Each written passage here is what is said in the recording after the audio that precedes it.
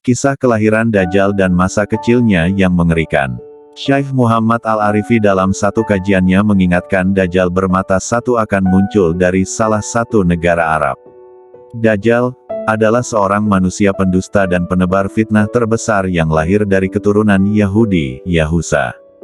Dalam berbagai riwayat, Dajjal kelak akan dibunuh oleh Nabi Isa, alaihissalam atas izin Allah Ta'ala di akhir zaman. Peristiwa ini menjadi salah satu tanda-tanda terjadinya hari kiamat.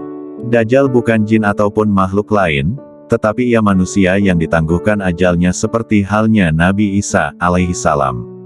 Dajjal lahir di negeri Samirah, Samaria, negeri kecil di Palestina warisan Nabi Sulaiman. Negeri Samirah ini berasal nama seorang dari Bani Israel, Musa Samiri, pembuat berhala sapi emas.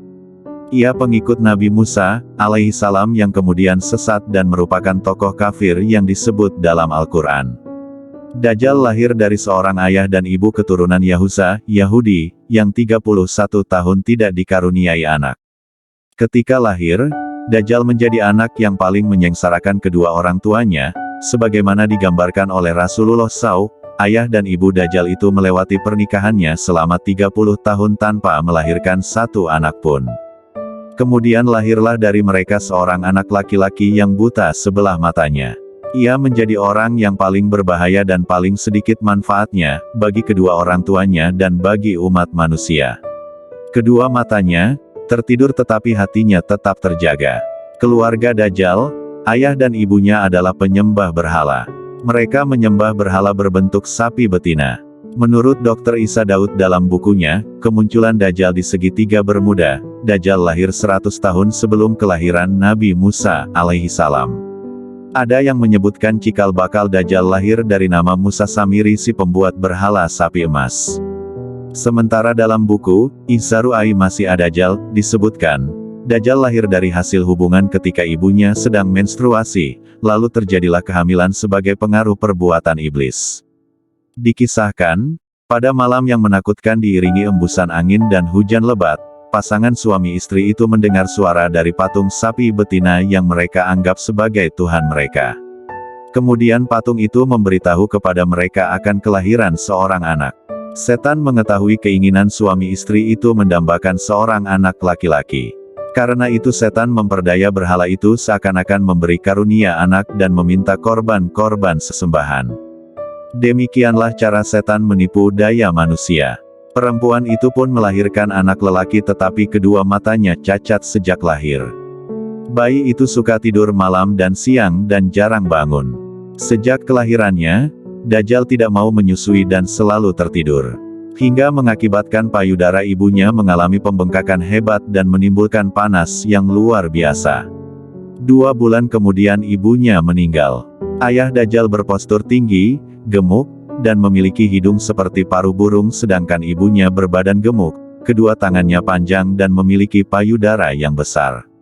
Anak itu sangat membahayakan kedua orang tuanya dan juga umat manusia. Bukan hanya ibunya saja yang merasakan kesengsaraan, sang ayah pun demikian. Adapun kesialan yang dibawa Dajjal bagi ayahnya ialah setelah kira-kira 4 tahun, Dajjal hanya diam dan tidur saja sejak kelahirannya. Pada suatu malam anak itu bergerak merangkak seperti balita. Ia berjalan ke arah patung-patung berhala kemudian tidur di sisi patung itu. Sang ayah pun bangun keesokan harinya dan mendapati anaknya tertidur di pangkuan patung Tuhan mereka. Ayahnya memanggil tetangganya dan berita itu menyebar luas. Penduduk sekitar berbondong-bondong datang untuk menyaksikan hal tersebut. Kemudian hakim kota mendengar dan ingin memiliki anak itu yang dianggap dapat membawa keberkahan. Maka diutusnya mata-mata untuk membuat siasat, maka dihadapkannyalah ayah Dajjal kepada hakim kota dan dipaksa untuk mengaku bahwa kabar berita itu adalah hasil rekayasa dirinya semata. Karena itu ayah Dajjal dipaksa untuk mengaku bahwa dirinya lah yang telah mengangkat anaknya dan menaruhnya di pangkuan patung sapi itu. Karena ayah Dajjal menyangkal tuduhan itu, ia dipenjara dan disiksa. Sementara Dajjal diambil oleh hakim dan dirawat di dalam istana. Dalam menghadapi siksa di penjara, ayah Dajjal tidak kuat sehingga ia terpaksa mengakui kebohongan itu.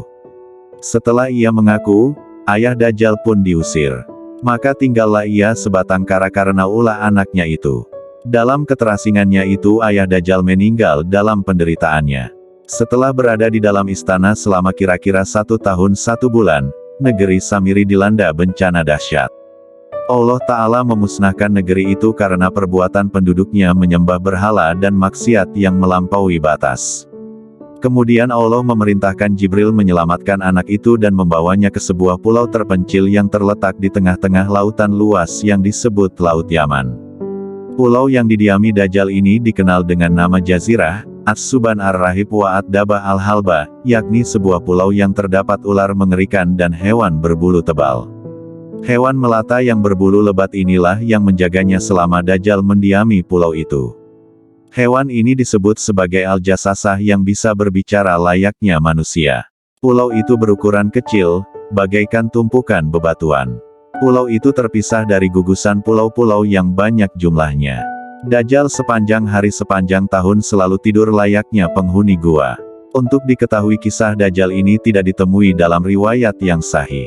Adapun kebenarannya kita masih membutuhkan referensi yang sahih selain yang diceritakan oleh buku-buku dan literatur di atas. Jika memang kisah tersebut benar adanya, maka kita memohon kepada Allah Ta'ala agar diberi rahmat dan taufik sehingga bisa selamat dari fitnah Dajjal di akhir zaman nanti.